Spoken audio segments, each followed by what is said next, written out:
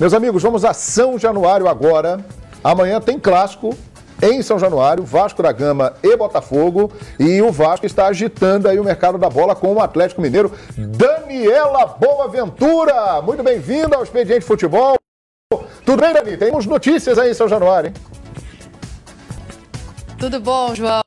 Obrigada, boa noite para vocês. Olha, tem notícia quente que acabou deixando esse clássico entre Vasco e Botafogo até um pouco em segundo plano. Já já a gente fala de quem volta, fala dos desfalques, mas então vamos começar por essa troca. Trata-se de um empréstimo entre Vasco da Gama e Atlético Mineiro, jogadores emprestados até o final de 2019. O Evander vai e chegam aqui no Vasco da Gama. O Marquinhos, atacante, e também o Lucas Cândido, volante. Em entrevista agora há pouco aqui em São Januário, o Zé Ricardo confirmou essa negociação, diz que acha que vai ser bom para todos os lados, já que o Evander é muito cobrado no clube há algum tempo, só viveu dentro do clube, um menino que se criou aqui em São Januário, acha que ele vai ter mais espaço lá do lado do Galo. E sobre as vindas, ele disse o seguinte: ótimo para o Lucas Cândido, já que o Galo tem muitos jogadores nessa posição, Gustavo Blanco, por exemplo, jogando muito, indiscutivelmente titular no Galo, e também para o Marquinhos, que é uma posição muito carente, o ataque muito carente aqui em São Januário, muitos jogadores machucados, então o Marquinhos já chega para brigar por posição. O Zé Ricardo disse que as contratações são muito bem-vindas e não param por aí. Sabe quem é que já está aqui no clube, que já treina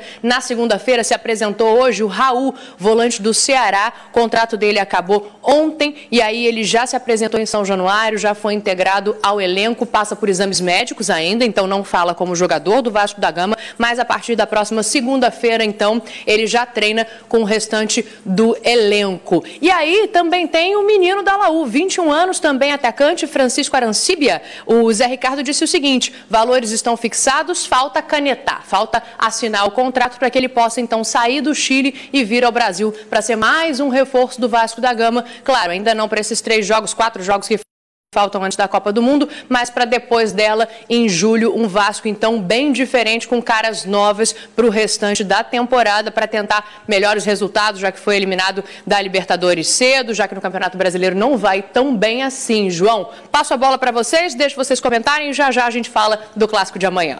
Perfeitamente. Então, por favor, espere um pouquinho aí, Daniela Boaventura. E aí, meus amigos? Evander vai para o Galo, estão chegando o menino Marquinhos e Lucas Cândido. Eu achei estranho o Marquinhos, porque o Marquinhos eu tenho, quando a gente fez o Atlético e São Lourenço, a informação de dentro do Atlético é ela.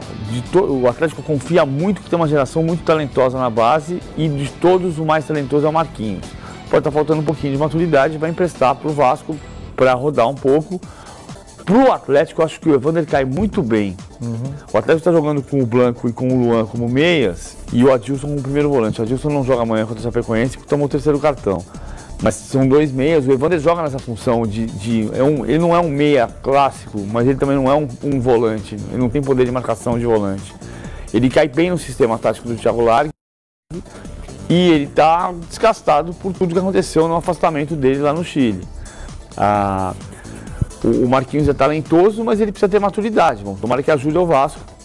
O Arancibia passou pelo time júnior do Palmeiras, não aconteceu nada. Chegou como revelação, como jogador importante, que podia ser descoberto, burilado no Palmeiras, não aconteceu nada. Vamos ver o que isso acontece no Vasco agora. Evander, claro que não bate tão bem na bola, principalmente na bola parada como o Otero, mas pode vir a ser um jogador para tentar ocupar o espaço do Otero, que saiu lá do Atlético, ou não tem nada a ver?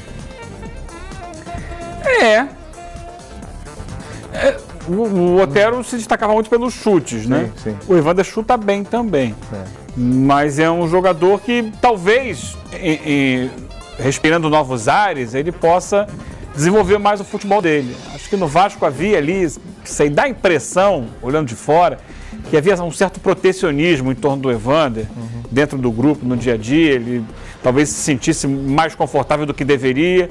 E saindo, pode ser que ele encare a profissão de forma mais séria, com mais rigidez e possa desenvolver o futebol dele, porque qualidade técnica tem, mas parecia que estava sempre meio de nariz em pé, o Evander no Vasco. O Evander é aquele grupo de afastados, né? Sim. Isso. É um jeito que o Vasco está dando de evitar um prejuízo, de contar com um jogador que não está não está sendo bem recebido. Não vai apoiar, a torcida não vai gostar de vê-lo em campo novamente. Aí você troca por dois outros e, de repente, com dois você já tem um elenco difícil que o Vasco tem. O Lucas Cândido já pode fazer uma lateral esquerda ou jogar como volante. É um jogador que teve alguns bons momentos no Atlético Mineiro, mas não desenvolveu. E esse Marquinhos, né? Uma promessa. É uma promessa. Olha só, o Edmundo vai falar já, o Paulo Lima também um pouco mais sobre essa possibilidade. Vamos voltar lá com a Daniela Boaventura, porque o Zé Ricardo falou hoje aí, amanhã tem Vasco e Botafogo, né, Dani? Pois é, quis ser gentil, João. Esqueci que tem gente pra caramba pra falar nessa mesa aí. Mas vamos lá, vamos seguir daqui então agora com informações do clássico.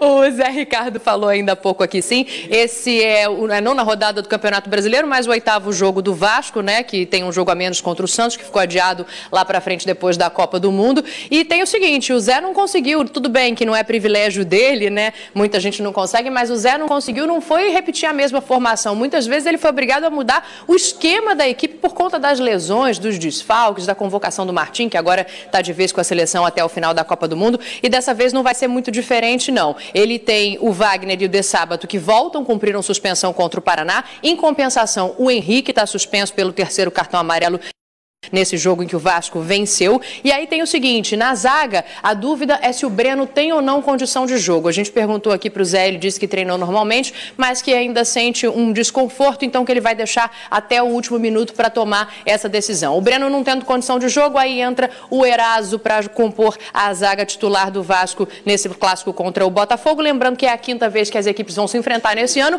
Igualdade total, 2 vitórias para cada lado, 8 gols marcados para cada lado também, com a diferença, obviamente, de que o Botafogo conquistou o título carioca em cima do Vasco da Gama. Então, amanhã, o Zé disse que espera contar com o apoio da torcida, que vaiou muito o Vasco aqui contra o Paraná, pedindo melhores resultados, ainda sem equipe completamente definida. O que o Zé deixou claro é que o Thiago Galhardo, que a gente tinha expectativa que talvez voltasse para essa partida, não tem condição ainda, volta a treinar com bola na segunda-feira. Então, quem sabe para o meio de semana já possa estar à disposição do treinador. Por enquanto, ainda não. Então, o Zé vai repetir não, né? Não vai conseguir repetir nenhuma formação novamente na sua 8ª partida do Vasco pelo Campeonato Brasileiro. João, vamos ouvir então o treinador. Clássico difícil, né? Vai ser a 5ª partida esse ano entre Vasco e Botafogo. Todas elas com um equilíbrio muito grande. A incidência de gols também muito grande. A exceção da última, né? Que foi apenas um gol na partida. E mudando agora de contexto no Campeonato Brasileiro, de pontos corridos, é super importante que a gente possa fazer valer o nosso mando, porque o equilíbrio ele existe sempre e eu acredito que amanhã não seja diferente. Tomara que o fator campo possa estar ao nosso lado e a gente possa fazer 3 pontos que para a gente seria fundamental nessa corrida. Então, o Breno a gente vai esperar até o último minuto ali, né? Para ver se ele reúne condições para jogar. A volta do Wagner e do Leandro são voltas naturais. Felizmente perdemos mais 2 jogadores aí, um de forma um pouco mais dura, né? Que é o caso do Erle, que vai ficar um bom tempo parado. As dificuldades do Campeonato Brasileiro são muito grandes, mas a gente não esperava passar por tantas dificuldades juntas ao mesmo tempo. Mas eu acho que o nosso papel é tentar equilibrar o máximo possível a nossa equipe para poder estar concentrado e preparado para o jogo de amanhã. Certamente farão falta, mas não é nada que a gente já não esperasse.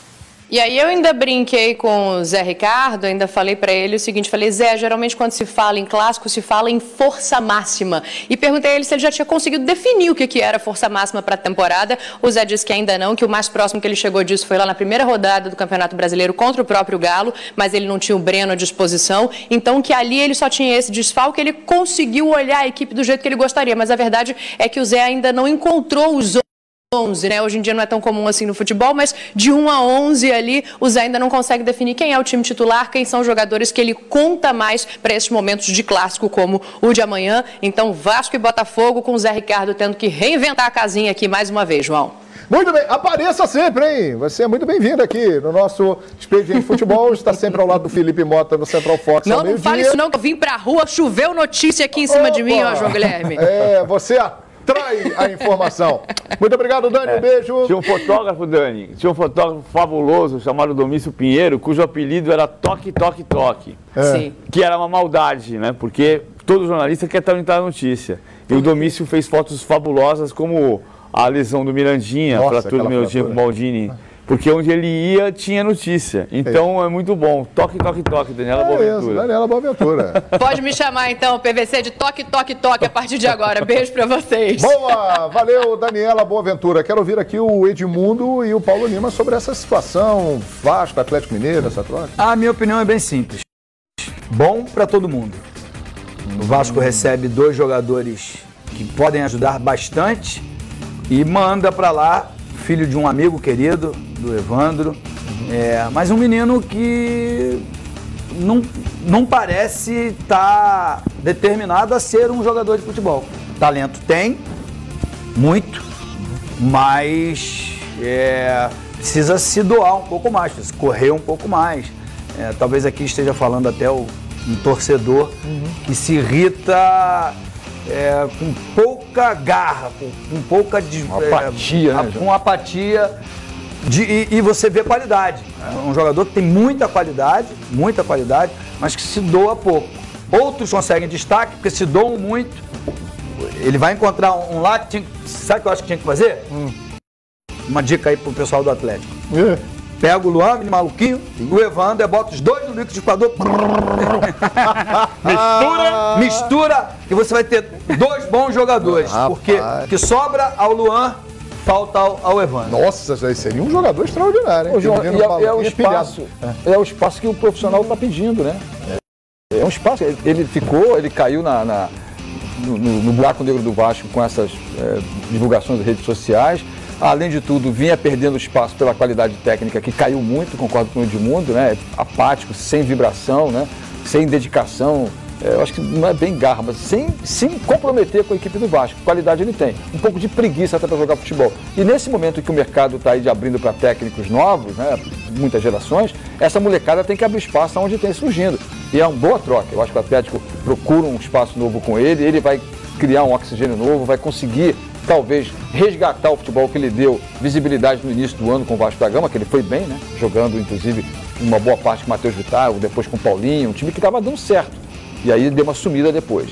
Mas o Atlético passa 2 jogadores, o Marquinhos, que a gente conhece pouco, que é talentoso, como o PVC falou aqui, é uma das joias, tantas joias que tem no futebol brasileiro, algumas passam pela caixinha de joia e nunca mais saem lá de dentro, né? Ficam lá eternamente. E outros despertam, viram verdadeiros rubis, viram verdadeiras joias. Muito bem. Olha aqui, ó, aí uma informação importante também, o Marquinhos ficará até o final deste ano. O Lucas Cândido fica até o final de 2019, o mesmo acontecendo com o Evander lá no Atlético.